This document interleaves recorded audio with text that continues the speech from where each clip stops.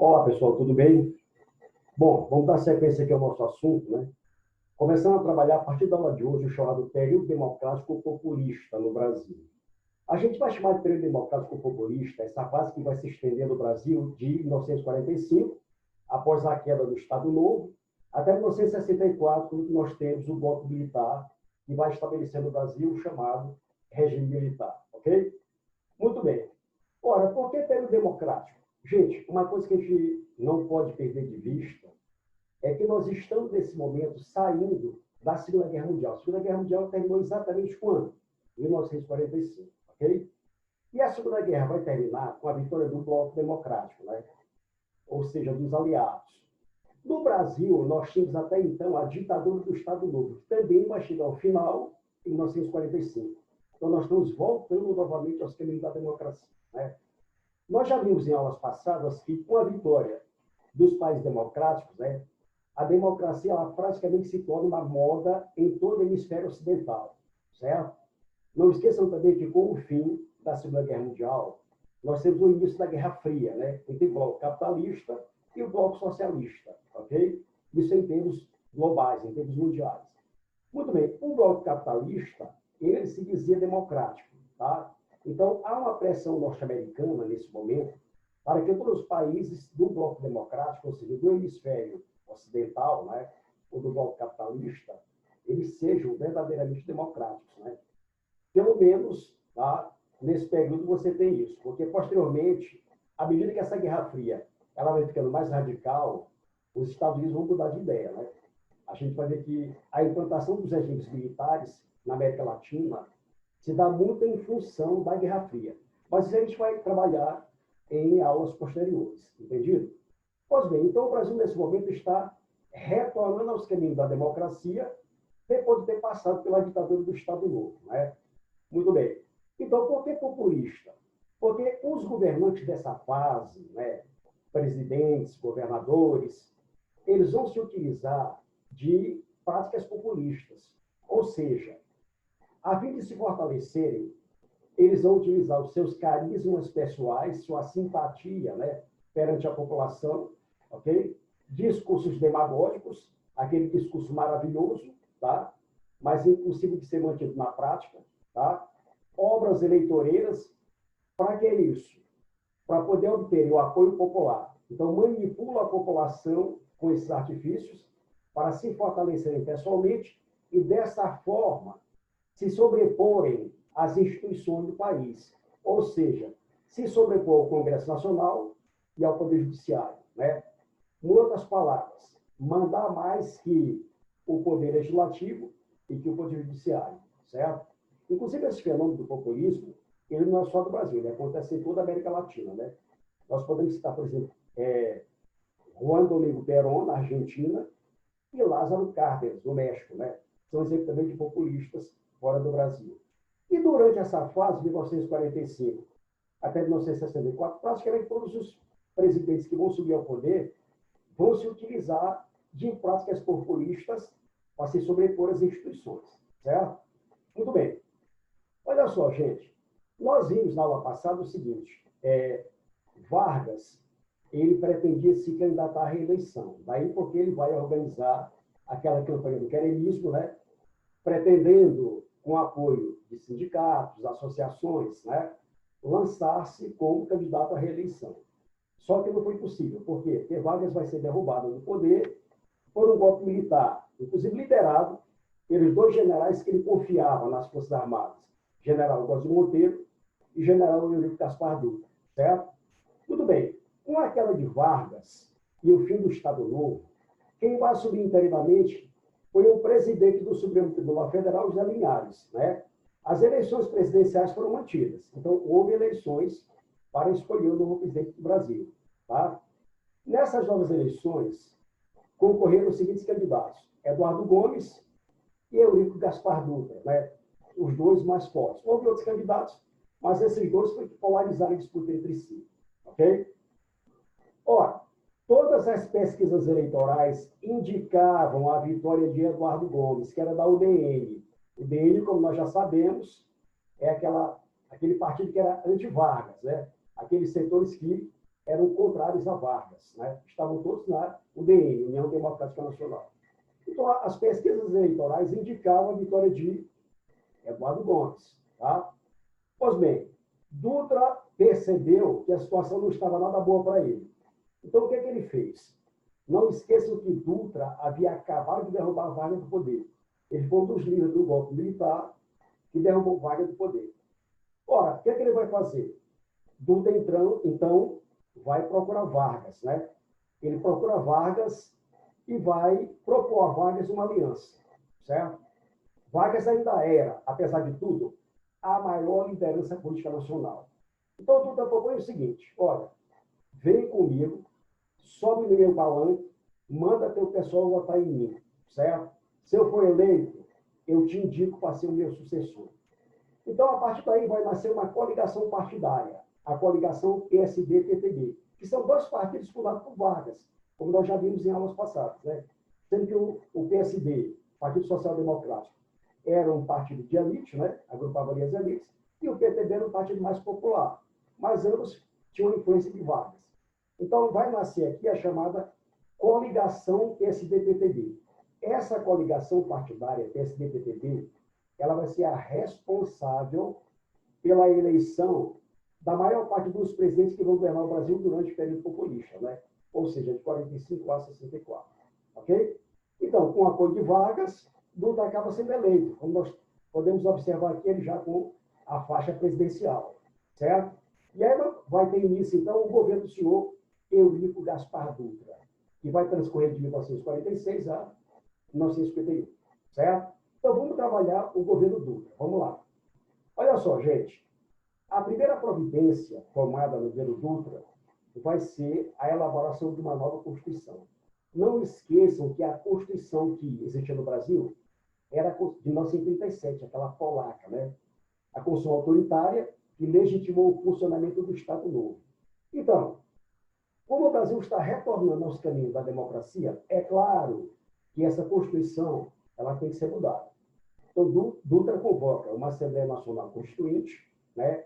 Ou seja, convoca eleições, elege deputados federais e senadores, e esses deputados e senadores vão se reunir para elaborar uma nova Constituição para o Brasil, certo? E em 1946, nós temos, então, a promulgação da nova Constituição. Lembrando que promulgar é colocar em prática uma Constituição elaborada de forma democrática, né? Ou seja, o representante do povo e do Estado eleitos de forma democrática. Então, é o caso dessa Constituição que vai substituir aquela outra Constituição autoritária que legitimou o Estado Novo, certo? Muito bem. Então, vamos conhecer essa nova Constituição, que a gente vai chamar de a Constituição de 1946, certo? Vamos ver aqui algumas das suas principais características. Então, a primeira delas aqui, ó, manutenção da República Federativa, né? Com autonomia para os Estados-membros.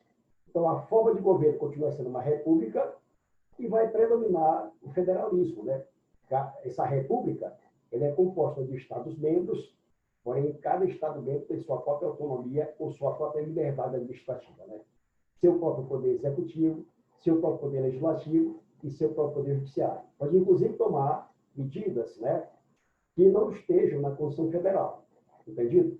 O que não pode acontecer é entrar em desacordo com a Constituição Federal, mas cada Estado mantém sua autonomia administrativa. Ok? Muito bem. Então, o presidencialismo e o federalismo, o sistema de governo continua sendo presidencialista, né? Mantém-se a autonomia dos estados com o federalismo, né? Outra coisa, o voto, ele continua sendo secreto, né? O voto secreto vai ser implantado a partir da Constituição de 34, como nós já vimos. Então, ele continua sendo secreto. Livre e universal, né? Livre e universal para pessoas alfabetizadas a partir de 18 anos de idade, tá? Inclui também o voto feminino. Divisão dos três poderes, então você tem a manutenção dos três poderes que vão funcionar de forma livre e harmônica, um fiscalizando a atuação do outro, né? Lembrando que lá no Estado Novo não havia isso aqui, né? O que havia no Estado Novo era uma centralização do poder executivo, né? Não havia poder legislativo e o judiciário era, de certa forma, submisso ao executivo. Então, isso acaba. Agora sim, né? Os três poderes voltam a ser livres e harmônicos a partir de da Constituição de 46. Outra coisa, a defesa da propriedade privada, né? Então, a propriedade privada é garantida pela Constituição. A estrutura sindical. Os sindicatos, eles vão continuar vinculados ao Estado, né? Então, a famosa autonomia sindical, ela não vem ainda com essa Constituição, tá? De certa forma, os sindicatos, eles vão continuar sendo tutelados pelo Estado, ok? Na prática, o Estado fazia questão de não passar isso para o público, né? De manter aquela aparência que o sindicato tinha autonomia. Só que, na realidade, não era assim que funcionava, tá? Então, se o Estado decidisse intervir, os sindicatos poderiam sim, tá? O pluripartidarismo. Então, nós temos diversos partidos funcionando nesse momento. Lembrando que esses partidos políticos são criados ainda lá no final do Estado Novo, né? Lá quando Vargas estava tentando se reeleger, tá? Novamente, e como medida, né, para acabar com a estrutura autoritária do Estado Novo e retornar à democracia, ele criou partidos políticos. Então, você tem aqui a existência de vários partidos políticos, certo? O que você vai chamar de pluripartidarismo. Exatamente como é no contexto atual, né? Você tem vários partidos políticos, né? Na realidade, hoje, você tem até partido demais, né? Até atrapalha o funcionamento político do país. Bom, vamos continuar. Gente, uma outra coisa muito importante sobre o governo do senhor Dutra, tá? Ou do senhor Eurico Gaspar Dutra, é que o seu governo coincide com o início da Guerra Fria, tá? Lembrando que a Guerra Fria ela vai se estabelecer após o final da Segunda Guerra Mundial, né? E é aquele conflito ideológico entre o bloco capitalista no Ocidente, liderado pelos Estados Unidos, e o bloco socialista no leste europeu, certo? Liderado pela União Soviética, ok? Muito bem, então você tem isso aí nesse momento. O governo Dutra coincide com o início dessa Guerra Fria. E é claro, gente, que isso aí vai trazer consequências para o Brasil, com certeza. Então, vamos analisar quais foram essas consequências. Vamos lá, ok? Então, a primeira consequência é a ruptura de relações com a União Soviética, tá? Ora, pessoal, sendo do bloco capitalista, né, estando no hemisfério ocidental e havendo participado recentemente da Segunda Guerra Mundial ao lado dos Estados Unidos, é claro que o Brasil se aliou aos Estados Unidos, né? Inclusive, depois que o Brasil participou da campanha da Itália ao lado dos norte-americanos, a relação entre Brasil e Estados Unidos se estreitou bastante. Então, nesse momento, o Brasil era o maior aliado norte-americano aqui na América do Sul, tá? Então, como tal, né, o Brasil rompe relações com a União Soviética, né? Essas relações com a União Soviética tinham sido reatadas lá no governo Vargas, né? E vai haver, então, a ruptura de relações aqui entre Brasil e União Soviética. Outra coisa que nós temos aqui é o fechamento do Partido Comunista Brasileiro. Se o Brasil está se alinhando ao bloco capitalista, então tudo aquilo que possa lembrar socialismo ou comunismo tem que ser eliminado. Entendido? E você tem, então, o fechamento do Partido Comunista Brasileiro. Inclusive, muitos parlamentares que tinham sido eleitos para cargos eletivos pelo Partido Comunista tiveram seus mandatos cassados. Inclusive, o próprio Luiz Carlos Prestes, né, líder do Partido Comunista, que havia sido eleito o senador mais votado do país, vai ter o seu mandato cassado e vai ser preso novamente, certo? Muito bem. Então, nós temos aqui a extinção do Movimento Unificador dos Trabalhadores. Isso aqui, gente, é uma central sindical, né? Hoje você tem várias centrais sindicais. Então, são instituições, são órgãos que congregam nos seus quadros diversos sindicatos, né? Então, os sindicatos se unem para ficar mais forte, né? E aí ter suas reivindicações atendidas, né? Então, é aquela tal história, a união faz a força. Então, as centrais sindicais, elas congregam a união de diversos sindicatos. E essa aqui, praticamente, é uma das primeiras centrais sindicais, né? Então, ela unia vários sindicatos. Ora, nesse momento, os sindicatos são considerados órgãos do socialismo, entendido? Então, para enfraquecer os mesmos, você tem que a extinção dessa central sindical, que era o Movimento Unificador dos Trabalhadores. Entendido? Muito bem. Sindicato pode funcionar? Pode, mas sob a tutela do Estado. Não esqueçam disso. Muito bem. Você tem a suspensão das eleições sindicais. Os dirigentes sindicais não são mais eleitos, né, pelos sindicatos, e sindicatos pelo governo. Tá? É claro claro que esses dirigentes são pessoas que vão fazer exatamente o jogo do governo naquelas instituições, entendeu? Então, vão manter os sindicatos sob o controle do governo, com certeza. Tá? Outra coisa, cassação de mandatos de parlamentares comunistas, como nós falamos agora há pouco, né? Inclusive Luiz Carlos Prestes, que havia sido o senador mais votado do Brasil, tá? Nesse momento. O que mais? Ora, nós temos, a partir daí, um estreitamento de relações com os Estados Unidos, né? A partir do momento em que o Brasil participa, né, da campanha da Itália ao lado das Forças Armadas norte-americanas, esse vínculo de amizade, né, é estreitado. E é claro que esse vínculo de amizade, que se forma ali na Segunda Guerra Mundial, logo, logo ele vai se transformar também num vínculo econômico, né? Então, há uma aproximação econômica entre Brasil e Estados Unidos, né? E Dutra, que era fã dos Estados Unidos, o que ele vai fazer aqui em termos econômicos? Ele vai adotar uma política liberal, tá? Ou seja, uma política de não intervenção na economia, tá?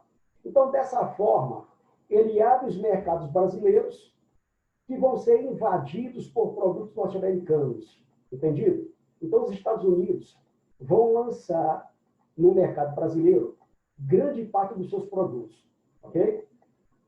Dutra vai escancarar as portas do mercado brasileiro para a entrada maciça de produtos norte-americanos aqui. E isso aí, gente, vai ter um custo, infelizmente, né? Tá? Vai ter consequências, inclusive consequências negativas para a nossa economia. Então, quais são as consequências que essa postura liberal do governo Dutra, tá? Essa invasão de produtos norte-americanos no Brasil, vão provocar para a nossa economia? Primeira coisa aqui, ó, vai haver o consumo das nossas reservas de capitais, né? Porque para adquirir esses produtos, tá, o Brasil acaba consumindo suas reservas de capitais. Durante o Estado Novo, certo? O Brasil vai formar uma grande reserva de capital. Quando o Estado Novo acabou, tá, havia pelo menos 600 milhões de dólares em caixa. Tá? É claro que essa reserva de capital, que foi montada, que foi adquirida no Estado Novo, ela vai ser consumida aqui exatamente para adquirir esses produtos norte-americanos, né? E um detalhe, a maior parte desses produtos eram produtos supérfluos, tá? Aquele que não é de primeira necessidade. Muito bem. Então, cria-se, né? Além do consumo dessas reservas de capitais, você tem a criação de uma dependência econômica em relação aos Estados Unidos a partir daí, tá? E essa abertura do mercado brasileiro para a entrada de produtos norte-americanos provoca também outras consequências. Por exemplo, você tem o crescimento da inflação, porque para continuar adquirindo esses produtos, o governo vai ser obrigado a emitir mais papel-moeda, né? A emissão de papel-moeda sem controle provoca a desvalorização monetária e o crescimento inflacionário do país, né? E por conta disso, você tem desemprego estabelecido no Brasil. Então, a política econômica adotada pelo governo Dutra vai ser um caos para o Brasil, ok? Muito bem. É claro que o governo tinha conhecimento do que estava acontecendo, né? E aí, para tentar consertar os erros criados por essa política liberal, o governo Dutra, então, vai implantar no Brasil, né, o primeiro planejamento global, né? O primeiro planejamento voltado para soluções em relação à nossa economia, que a gente vai chamar de Plano SALT, né? O governo e seus técnicos, logicamente, chegaram à conclusão de que, se investissem em saúde, alimentação, transporte e energia, outros setores da economia também voltariam a crescer e a crise criada por essa política liberal equivocada seria solucionada. Então, nós temos a implantação no Brasil do famoso Plano SALT, né? Que vai priorizar exatamente investimentos na saúde, alimentação, transporte e energia, visando equilibrar a nossa economia, certo? Infelizmente, os resultados não foram os esperados, tá? E Dutra vai encerrar o seu governo com o Brasil envolvido em uma grave crise financeira, né? Com uma alta inflação, com desemprego, com desvalorização monetária e assim por diante. Uma outra coisa aqui sobre o seu governo é a criação da Companhia Hidrelétrica de São Francisco, a famosa CHESF, né? Que vai ser uma das suas criações aqui nesse momento. O Brasil, gente, a partir do momento que começou a se industrializar, é claro que sentiu a falta de energia. A industrialização exige né, a disponibilidade de energia. Tá? Então, não só hidrelétricas foram criadas, mas também companhias para gerenciar essas hidrelétricas. É o caso aqui da Chesf. Ok? Tudo bem. Nós temos ainda a pavimentação da rodovia Rio-São Paulo, que é uma das mais movimentadas do país nesse momento, certo? E nós temos aqui, né, o final da sua administração, que vai ser marcado exatamente por um processo inflacionário muito alto, né? Os preços crescendo no mercado interno, tá? Diminuição do poder aquisitivo da população, além de inflação, né? Enfim, é uma situação de recessão. O que é uma recessão? É a incapacidade do país de crescer economicamente, certo? Então, Dutra vai passar o governo para o seu sucessor exatamente com o país envolvido nessa grave crise econômica. Entendido? Muito bem, então, nessa aula a gente vai ficar por aqui. Na próxima aula a gente vai trabalhar o segundo governo Vargas, né? Que é a segunda administração dessa fase populista, né? Ou dessa fase democrática que vai se estender até 1964. Entendido? Então, um abraço, até a próxima aula.